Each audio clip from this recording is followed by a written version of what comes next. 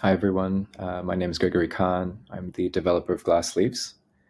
And this video, I'm going to take you through some more advanced text analysis. So if you haven't watched the basic text analysis video, I highly recommend it. But if you're already familiar with some of those ways of breaking a text down, i.e. get nouns, get verbs, get adjectives, and how they're useful, yeah, feel free to keep watching. So we're talking today about match. And what is match, right? So if you see the procedure here, match pattern, match is a query language that Glassleaves uses under the hood. And when I say query language, I kind of mean in the same way that, like, when you search Google and you put things in quote marks, you're telling Google, hey, I want to search this exact phrase, like not combinations of words, but I want this exact string of words. And I think Google has some other things. Like I think you can do negative, like a dash, to indicate that you want to exclude words from the results. This is like that, but for a text. So with match, you can search specific word. I know brooding is a commonly used word, by the way, that Joseph Conrad uses.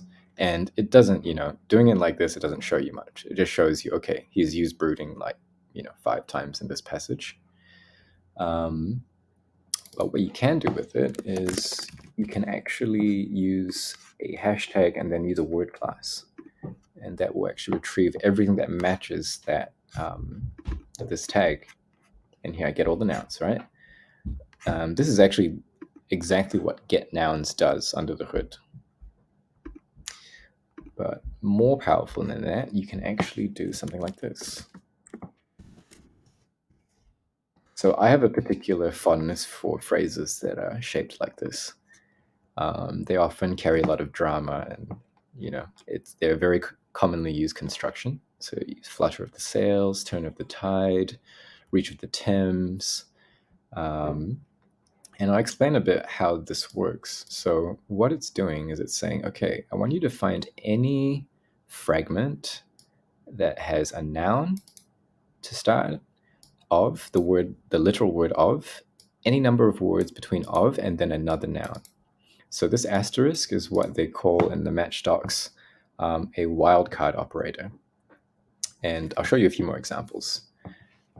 If you're looking at a poem, it's often quite fun to pull out simile constructions if you know that the poet likes similes. So for us here, Joseph Conrad also likes similes.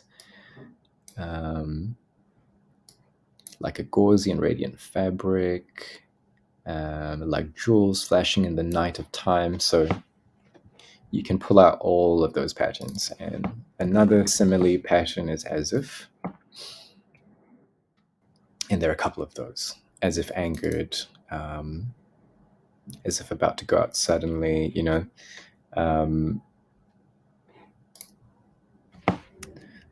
I don't think he uses metaphor constructions as much. We use the copula, so something is something. This is probably not a very good search because is probably very commonly used, and I don't think he uses them as he's using the is in a metaphor construction.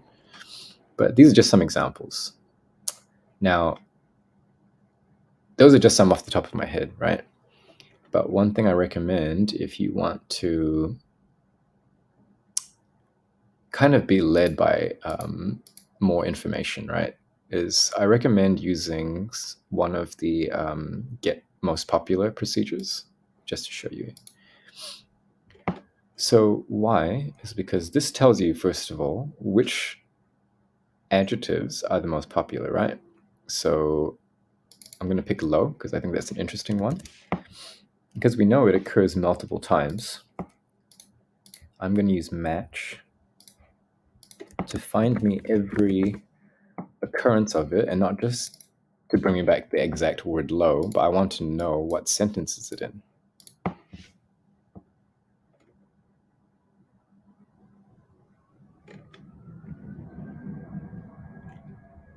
So you can see here that he enjoys using this.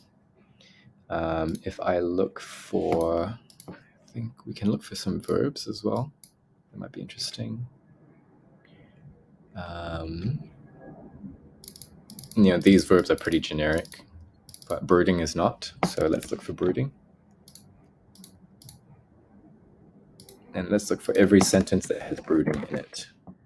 So again, I'm going to use a wildcard operator on each end to say, I just want any occurrence of brooding with anything on either side of it.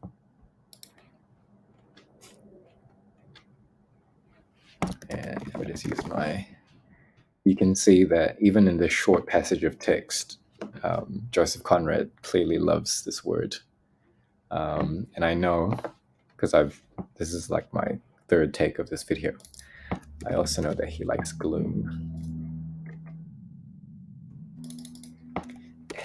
It often co-occurs with brooding pretty often.